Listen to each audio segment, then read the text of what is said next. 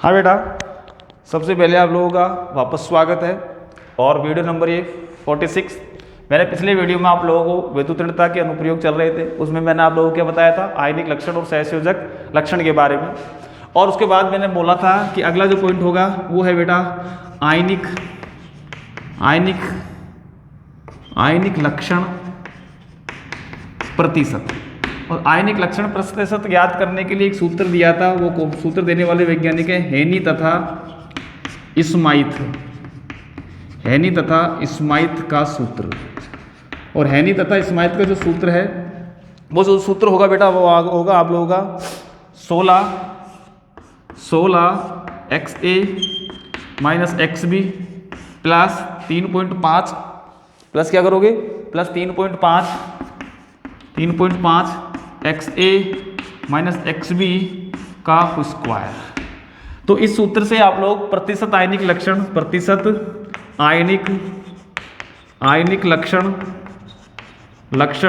ज्ञात कर सकते हैं बेटा। तो यहाँ पर यदि अपन कहने का चाहें कि माना यहाँ पर एक सवाल है कि आप लोगों को HCl के बारे में बात करें।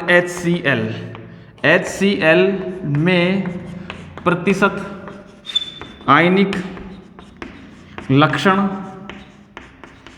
आयनिक लक्षण ज्ञात करो।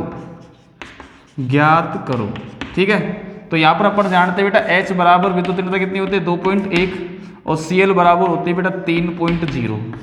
माना यहाँ पर क्या बेटा XA बराबर तो क्या है H, और H बराबर क्या लिखो 2.1 निकला, और XB बराबर Cl है और बराबर कितना करोगे 3।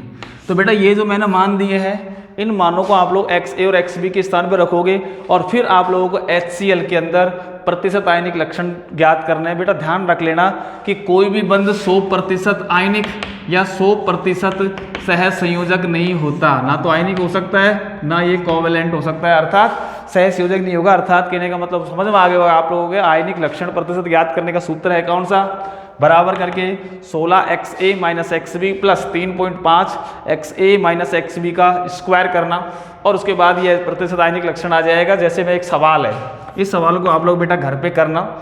HCl में प्रतिशत आयनिक लक्षण ज्ञात करो, और H बराबर 2.1 विद्युतीर्णता है, Cl बराबर 3 है, और फिर आप लोग XA बराबर H 2.1 और XB बराबर Cl बराबर 3 करोगे। तो ये बेटा प्रतिशत आयनिक लक्षण इस प्रकार से आप लोग ज्ञात कर सकते हो। तो ये सवाल आपको बेटा घर पे करना है आपकी नोटबुक के अंदर। ठीक, नेक्स्ट पॉइंट डालेंगे बेटा संकरण के आधार पर। अनुप्रयोग नंबर 8 संकरण। देखो बेटा संकरण आप लोगों ने अभी तक पढ़ा नहीं है। जैसे जानवरों में भी संकरण होता है, और यदि हम पेड़ पौधों की बात करें तो वहाँ पर भी संकरण होता है। कहने का मतलब है कि दो प्रजाति जब आपस में मिलती है तो एक नई प्रजाति का निर्माण होता है, उस प्रजाति को संकृत प्रजाति बोलोगे। सही बात है। तो मेरा कहने का मतलब है जैसे घोड़ा प्लस गधा, तो संकृत कराया तो क्रॉस संकृत कराया तो उसमें कच्छर गधे का निर्माण होता है। तो बेटा कहने का मतलब है कि अपनी केमिस्ट्री के अंदर भी कक्षक होते हैं, S कक्षक, P कक्षक, D कक्षक और F कक्षक। ठीक, इन कक्षकों का जो आकार है वो तो अलग अलग होता है, लेकिन ऊर्जा लगभग बराबर होती है। जब ये आपस में मिलते हैं तो संकृत कक्षकों को क्या करते हैं, निर्माण करते हैं। जब एक S और एक P मिले तो उसको बोलोगे sp संकरण। क्या बोलोगे, sp संकरण। एक S और 2 P मिले तो उसको बोलोगे sp2 संकरण। क्या बोलोगे, sp2। जब एक S और 3 P मिले तो उसको बोलोगे sp3 संकरण। ठीक है बेटा। तो P के जो प्रकार है वो 3 होते हैं, S का प्रकार बेटा 1 होता है। अब यहाँ देखो, यहाँ पर S लक्षण की बात करें, किसकी, S कैरेक्टर की बात करें कि भाई S लक्षण, और यहाँ पर लिख देंगे P लक्षण। ये P के लक्षण मतलब S कक्षक और P कक्षक के अपन लक्षण बात करें। देखो यहाँ पर इस वाले के अंदर कि एक S और एक P है तो 50% हो गया इसके अंदर S लक्षण, और 50% ही क्या हुआ इसके अंदर P लक्षण हो गए। सही है। अब sp2 है तो 3 भाग हो गए बेटा, 2 तो P और 1 S, तो 100 में 3 का। तो यहाँ पर बोला गया बेटा S लक्षण तो कितने आ गए, S लक्षण हो गए बेटा 33.33%, और यहाँ पर ये हो गए बेटा 66.67% है। 66.67% हुए कि नहीं हुए। अरे यहाँ पर 2 P है। फिर यहाँ आ जाओ, एस की बात करो तो ये लक्षण है बेटा 25% और ये हो गया बेटा 75%। अब विद्युत ऋणताओं की अपन बात यदि करें तो विद्युत ऋणताओं की यदि अपन बात करना चाहें तो कंडीशन अलग अलग है। तो अलग अलग का मतलब है कि विद्युत ऋणताएं एस का आकार होता है बेटा छोटा, और छोटा होने के कारण ये नाभिक के समीप होता है, तो विद्युत ऋणता sp संकरण की सबसे अधिक होगी, उससे कम sp2 की होगी और उससे कम होगी sp3 की होने वाली है। तो विद्युत ऋणता मैं कुछ दिख रहा हूँ यहाँ पे, ये विद्युत ऋणता है बेटा 3.29, यहाँ पर ये 2.75 के आसपास रहने वाली है, और ये वाली जो विद्युत ऋणता है 2.48 के पास रहने वाली है, ये विद्युत ऋणता है। तो सबसे अधिक विद्युत ऋणता किसकी हुई? sp संकरण की। और sp संकरण की जो विद्युत ऋणता कारण है कि यहाँ पर s कक्षक क्या होता है बेटा? गोलाकार है, और ये नाभिक के समीप होता है, तो आकर्षण बढ़ेगा। जब आकर्षण बढ़ने वाला है तो उस कंडीशन के अंदर विद्युत ऋणता का मान बढ़ेगा। तो बेटा आप लोग अब विद्युत ऋणता के आधार पर व्यवस्थित करना चाहो कि विद्युत ऋणता के आधार पर कक्षक भर रहे हैं, तो सबसे अधिक विद्युत ऋणता किसकी? sp की, उससे कम किसकी? sp2 की, और सबसे कम किसकी होगी? sp3। जैसे जैसे s कैरेक्टर बढ़ेगा घटेगा यहाँ तो घटेगा, तो विद्युत ऋणता का मान भी क्या होगा? घट गया। और जैसे जैसे s कैरेक्टर मतलब s लक्षण बढ़ेगा, तो सबसे अधिक s लक्षण यहाँ पे है ना, समझ में आ रहा होगा आपके। sp 2 ही है, तो 100 में 2 का भाग दोगे तो कितना आएगा?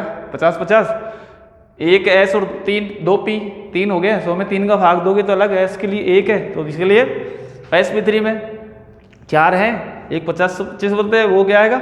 75% आने वाला है। तो ये था बेटा आप लोगों का संकरण के आधार पर आप लोग इस चीज़ को बताओगे, और संकरण के आधार पर आप लोग इसको आसानी से बता सकते हैं कि s लक्षण जैसे जैसे बढ़ेगा विद्युत ऋणता का मान भी बढ़ेगा। मैंने 3.29 और 2.75 और 2.48 आपको मैंने विद्युत ऋणताओं के इनके मान बताए। तो विद्युत ऋणता सबसे अधिक किसको रही?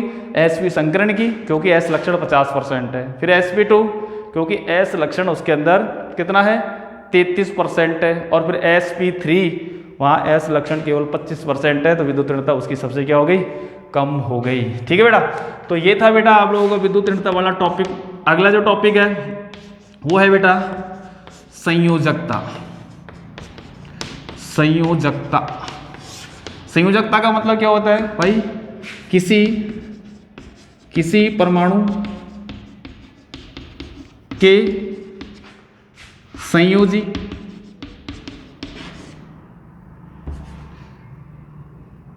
संयोजी कोष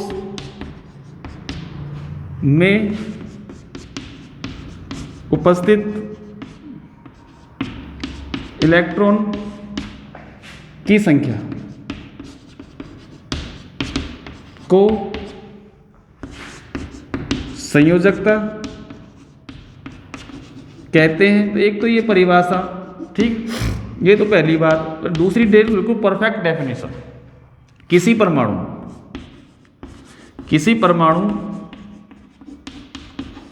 के संयोजी कोष में जुड़े हुए एकल संयोजी का मतलब जैसे कि संयोजकता एक है, जैसे हाइड्रोजन है, फ्लोरीन है, क्लोरीन है, ब्रोमीन है और आयोडीन है। जुड़े हुए एकल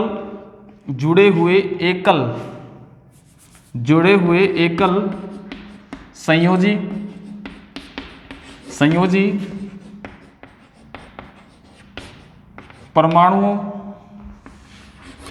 की संख्या को उस परमाणु की संयोजकता अर्थात वैलेंसी संयोजकता कहते हैं बेटा। ठीक है, तो एकल संयोजी परमाणु जैसे यहाँ पर कार्बन है, इसके बाह्यतम कोष में 4, तो 4, तो यहाँ संयोजकता कितनी होगी इसकी? 4। जैसे अमोनिया की बात करें तो एकल संयोजी कितने जुड़ रहे हैं? 3। H2O की बात करें तो कितने जुड़ रहे हैं बेटा? 2। ठीक है बेटा, तो मतलब यहाँ पर आपको दिखाई दे रहा होगा कि कार्बन की संयोजकता कितनी है? 4, क्योंकि एकल संयोजी परमाणु 4 जुड़ रहे हैं। यहाँ पर नाइट्रोजन कितनी हो गई? 3, और H2O की कितनी हो गई बेटा? ये होगी बेटा आप लोगों की 2। तो ये पहला संयोजकता की परिभाषा है। और संयोजकता परिभाषा में किसी परमाणु के संयोजी कोष में उपस्थित इलेक्ट्रॉन की संख्या को संयोजकता कहते हैं, पहला कंडीशन। दूसरी, किसी परमाणु के संयोजी कोष से जुड़े हुए एकल संयोजी परमाणु, और एकल संयोजी परमाणु है H है, F है, Cl है, Br है, I है, या फिर आप लोग फर्स्ट A के जितने भी है lithium, sodium, potassium, rubidium, caesium और फ्रांसियम, सबकी संयोजकता बेटा 1 होती है। ठीक है बेटा, तो बात ये संयोजकता की हो गई। फिर एक वर्ग में संयोजकता समान रहेगी और एक आवर्त में जब आप लोग बाएं से दाएं चलते हो तो पहले संयोजकता बढ़ती है और फिर बेटा घटती है। ठीक है, तो कहने का मतलब सुनो कि वर्ग में संयोजकता, वर्ग में संयोजकता, तो इसमें क्या लिखोगे बेटा, वर्ग में संयोजकता, वर्ग में संयोजकता समान होती है, समान होती है। जैसे जो वर्ग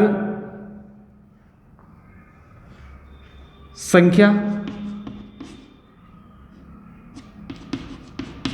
के सामान्यतः बराबर होती है, लेकिन ऐसा मत करना कि भाई 10वें वर्ग में उपस्थित है तो उसको संयोजकता 10 कर दोगा। तो वर्ग संख्या समान होती है, कहने का मतलब ये समझो आप। तो अब एक आवर्त में आप लोग बाएं से दाएं चलोगे, क्या चलोगे बेटा, आवर्त में बाएं से दाएं, आवर्त में संयोजकता। ठीक है बेटा, जब आवर्त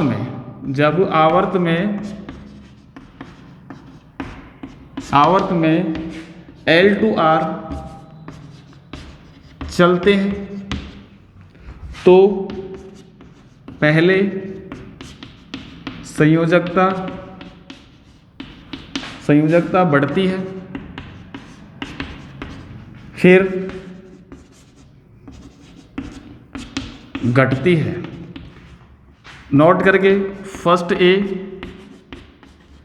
तथा सेकंड A की संयोजकता वर्ग संख्या के बराबर होती है, बराबर होती है बेटा। ठीक है, जैसे फर्स्ट ए की संयोजकता कितनी करोगे, 1, सेकंड की कितनी करोगे, 2। और फिर यहां पर पी ब्लॉक तत्वों की संयोजकता 10 माइनस वर्ग संख्या, 10 माइनस वर्ग संख्या होती है बेटा। 10 से घटा दोगे आप लोग उसकी वर्ग संख्या में तो उसकी संयोजकता, जैसे पहला वर्ग है बेटा फर्स्ट वर्ग और ये सेकंड वर्ग, ठीक, इनकी तो संयोजकता 1 है, इसकी क्या है 2। फिर अपन आवर्त की बात करें, आवर्त की बात वर्ग संख्या, पी ब्लॉक की वर्ग संख्या 13, 14, 15, 16, 17 और ये 18। इसकी संयोजकता 10 में से 13 घटाओगे 3, इसकी कितनी होगी 4, इसकी फिर आप लोग वापस घटाओगे यहाँ पर 3, फिर इसकी बेटा 2 और इसकी बेटा 1 और इसकी बेटा 0 या फिर 8 करोगा। क्या करोगा, 0 या 8 करोगा, क्योंकि 10 घटाओगा तो 8 तो हो ही रहे। तो यहाँ पर पहले तो सुनो, यहाँ पर क्या है, फर्स्ट ए और ए, पहले 1 थी, फिर 2 हुई, फिर 3 हुई, फिर 4, फिर 3, 2, 1 और 0 करोगे तो ये इस प्रकार की आप लोग संयोजकता है। ये आप लोगों का क्षारीय वर्ग है, ये आप लोगों का क्षारीय मृदा धातु वर्ग है। ये वर्ग बोरॉन परिवार, कार्बन परिवार, नाइट्रोजन परिवार, ऑक्सीजन परिवार और ये हैलोजन परिवार और अक्रिय गैस है। तो इनकी संयोजकता पहले तो 1, 2, 3 फिर 4 हुई, 4 के बाद 3, 2, 1। हालांकि ये वाले जो नीचे वाले तत्व हैं ये 5, 6 और 7 संयोजकता भी प्रदर्शित करने वाले हैं बेटा, लेकिन ये नीचे आएंगे, कुछ अपवाद का है, और ये तो हमेशा 0 ही प्रदर्शित करेंगे। 8 होने का कोई मतलब नहीं, क्योंकि 8 तो अपने आप में क्या चीज़ है बेटा, पूर्ण पूरी तरह, जैसे NH2NP6 की अपन बात करें तो 6 ये और 2 ये, तो टोटल हो गए बेटा 8। तो ये संयोजकता थी बेटा एक वर्ग में ऊपर से नीचे वही रहेगी। लेकिन यदि अपन बात करें आवर्त में तो वो फर्स्ट ए और सेकंड ए तो वर्ग संख्या के बराबर है। लेकिन यदि अपन पी ब्लॉक में चल रहे हैं तो 10 माइनस वर्ग संख्या से संयोजकता निकालोगे। जैसे 13 में से 10 गए, 13 में से 10 गए तो 3, 14 में से 10 गए 4, 15 में से 10 गए तो 5 और 3, फिर आपने 5 3 और 2 6 और 1 7 भी इसकी संयोजकता प्रदर्शित हो सकती है। जैसे HCl में 1 है और IF7 में इसकी 7 है, किसकी, I की, दिख रहा है आपको, है। इसी प्रकार से यदि आप लोग H2O की बात करें तो ऑक्सीजन की संयोजकता कितनी आ रही है बेटा, O और ये H और ये H, तो एक संयोजकता तो ये रही और एक ये रही, तो 2 हो गई। तो इस प्रकार से आप लोग संयोजकता की परिभाषा देख सकते हो। तो ये है बेटा संयोजकता वाला आपका टॉपिक, ठीक है बेटा। और नेक्स्ट टॉपिक जो होगा वो आप लोगों को मैं विकर्ण संबंध बताऊंगा, और वो विकर्ण संबंध क्या होता है उसके बारे में मैं आपको सही ढंग से डिटेल में आपको बताऊंगा, ठीक है बेटा। चलो अब ये जो विकर्ण संबंध है वो मैं आपको नेक्स्ट वीडियो में बताऊंगा। धन्यवाद।